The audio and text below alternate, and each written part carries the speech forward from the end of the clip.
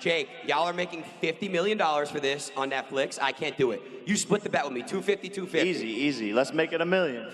Whoa. Let's make it 2. Jake. Let's make it 2. $1 million total. Yeah. Shake on it. Jake, $1 million. 2 mil? 2 mil. 2 mil. Let's do it. Right here. Miami resident hip-hop star, influencer Ruby Rose. Hey, Nikki's right there. That's what I'm talking about. My man, get out the way. No. J. Paul, Tank Davis, November 14th. I'm fighting Gervonta Davis on wow. Netflix. Let's go. People think that he could actually beat me, and people think he could outbox me, and he's so powerful and this and that. That's what makes it a good fight. November 14th. The tension spiked even higher when Gervonta Tank Davis put $2 million on the line.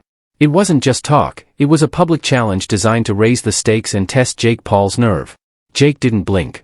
No hesitation, no drawn-out debate. He accepted the wager instantly, turning what had been a heated war of words into a battle with both pride and fortune attached. The move electrified the room and rippled across the boxing world. Suddenly, this wasn't just another fight, it was a high-stakes showdown where reputation, legacy, and millions of dollars were all colliding in the ring. Jake, y'all are making $50 million for this on Netflix. I can't do it. You split the bet with me, 250, 250. Easy. Let's make it $1 million. Whoa. Let's make it 2. Jake. Let's make it 2. $1 million total. Yeah. Shake on it. Jake, $1 million. 2 mil? 2 mil. 2 mil. Let's do 2 it. mil. Right here, 2. 2 mil. Jake, 2 mil. Easy work, bro. 2 mil? Oh, they're shaking lefty. With millions on the table and egos at full tilt, this matchup has officially crossed from exciting to unmissable. The hype reached another level as the Gervonta Tank Davis vs. Jake Paul showdown took a dramatic turn. Originally scheduled for State Farm Arena in Atlanta, the fight has now been moved to the Casia Center in Miami, a switch that only amplifies the spectacle. A new city means a fresh audience, brighter lights, and an even hotter stage. Both fighters wasted no time weighing in on the change, feeding into the narrative and making the build-up feel more like a blockbuster storyline than a standard boxing promotion. Of course, not everyone is buying into the hype. Eddie Hearn, the outspoken British promoter and head of Matchroom, made his stance clear. He called the fight pointless, slamming it as another exhibition dressed up for quick cash and little substance, a sugary distraction for fans who crave the real thing. Yet even Hearn had to acknowledge the reality that defines modern boxing: money talks. And with the staggering sums this fight is projected to generate, the business machine will keep rolling, no matter how loudly the critics object. I think on one side you have to understand the business of it. I hate these exhibitions.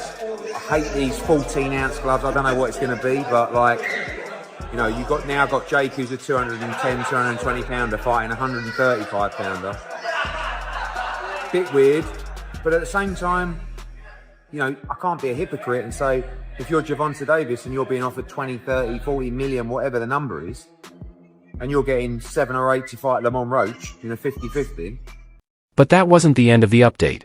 In fact, the most striking perspective came from veteran boxing journalist Keith Idec, who raised serious red flags about the matchup.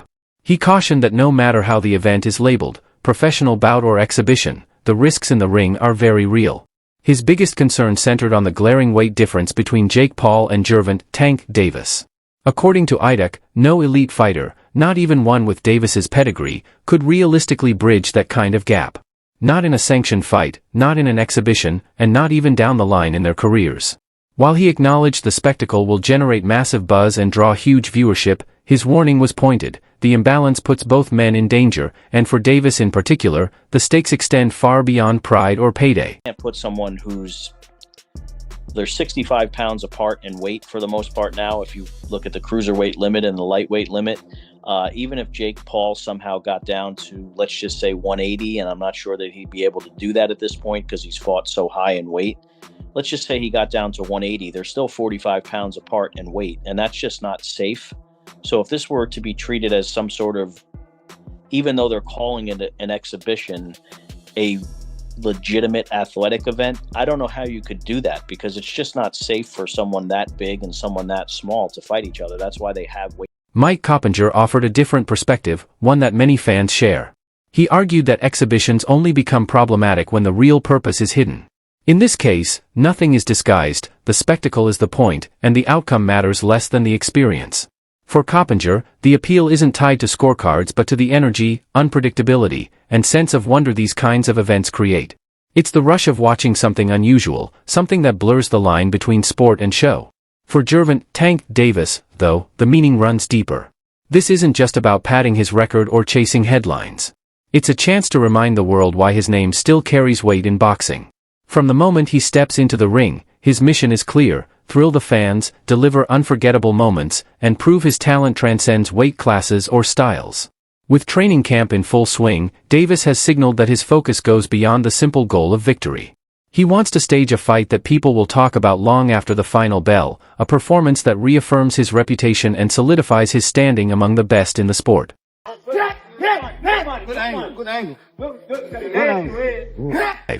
Not everyone is buying into the hype. Ryan Garcia came out swinging with criticism, blasting the fight as harmful to boxing's reputation. In his view, the massive weight gap strips the matchup of any real meaning and undermines the essence of competition.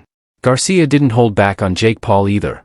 He called it embarrassing for Paul to accept a challenge like this while still fighting at cruiserweight, arguing that it cheapens the sport and distracts from the rivalries that actually matter.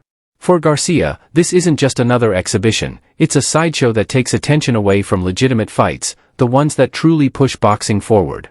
His message was blunt: the spectacle may sell, but it comes at the cost of the sport's integrity. First, saw that it was a thing. It pissed me the off, bro. Yeah, why? It's just disappointing on mainly Jake's end. We're not falling for the Disney Channel bit no more. We're not falling for "you're not a fighter" no more. We're not falling for that.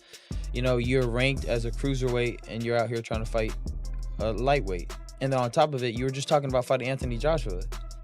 That doesn't make no sense. And, I just felt like it was a disgrace to boxing and kind of it was not a good move by Jake Paul. I understand people saying, Gervonta got to go get his money, blah, blah, blah. But, we're not talking about that. We're talking about... When you trace the history behind this matchup, every word exchange takes on added weight. What started years ago as a bold claim, a challenge tossed into the air, has now evolved into a storyline with global attention. This isn't just empty talk anymore. The spectacle has crossed into reality, setting up a fight that puts pride, money, and reputation on the line. For Jake Paul, it's the ultimate chance to prove he belongs in the sport. For Gervonta "Tank" Davis, it's a dangerous test against a man who refuses to be underestimated. And make no mistake, this isn't just hype. It's a genuine trial against one of boxing's most intimidating names, a fight that could reshape both careers in ways neither man can ignore. They'll never give me credit until I have the world championship belt, but that's okay. It doesn't matter. But belts collect dust, and what I've done in the sport is unprecedented. Never will be replicated, and done it in such a short amount of time. Just getting warmed up. They're not going to give me credit. I don't need the credit from these bozos, to be honest. The credit's in my bank. He said it before, titles and official recognition don't define him. In just a few short years, he's carved out accomplishments that most doubted he could achieve, and that blend of confidence and defiance is exactly what's reignited the buzz around this fight. Across the ring, Gervonta "Tank" Davis answered back with equal fire, making one thing crystal clear: this isn't just another date on the boxing calendar. For him, it's personal. The rivalry has pushed this showdown beyond the boundaries of sport. It's no longer simply about who wins or loses, it's about two men demanding respect, each determined to leave a lasting statement every bit as loud as the punches they'll throw. I don't have to say it right now. Don't worry about it. I don't got to say it up here. Let anything happen, and I'm going to show you and him. The warning landed like a punch, leaving no room for error. Floyd's presence alone shifted the atmosphere, piling on a new layer of pressure that neither cameras nor headlines could fully capture. The air grew heavy, thick with pride, ego, and the demand for respect. In that moment, the fight transformed. It no longer felt like a promotion, it felt dangerous, raw, and unpredictable. Every glance, every breath between the fighters carried the charge of something volatile, something that could erupt the second the bell sounds. If both men drag that intensity into the ring, it won't just be a contest. It will be a collision, fueled by pride and pressure, where the sparks are impossible to contain and the outcome could shake boxing far beyond a single night. Gotta test his power. Gotta test his, just everything, to be honest. I never been in the ring with, Jake, so I could say, a lot, but when it comes down to November the 14th, you know, I gotta be in there with him. I gotta be able to, you know, his arm reach, his size, his power, you know, the way he moving and things like that. I just gotta adapt, you know, as I fight him come November the 14th. Tank locked in with razor-sharp focus, studying Jake Paul's size, reach, and power like pieces of a puzzle he planned to solve from the opening bell. There was no trace of fear in his demeanor, only careful preparation for every scenario the fight could present. November 14th had stopped being just a date on the schedule. It was now etched as a battleground. Then the tension escalated. Jake Paul went all in, taking direct aim at Tank's reputation and digging into his past. The insults cut deeper, pushing the matchup beyond hype into the realm of personal rivalry. What started as a marquee showdown had officially turned into a grudge match, driven by raw emotion, sharpened by pride, and amplified by millions watching. With that kind of intensity, there's little doubt, the moment the first punch lands, the night will erupt in fireworks. When I walk in the ring? Yeah. With or without the ankle monitor on? That's corny. That's super corny. I don't know how much I weigh. And the handcuffs too.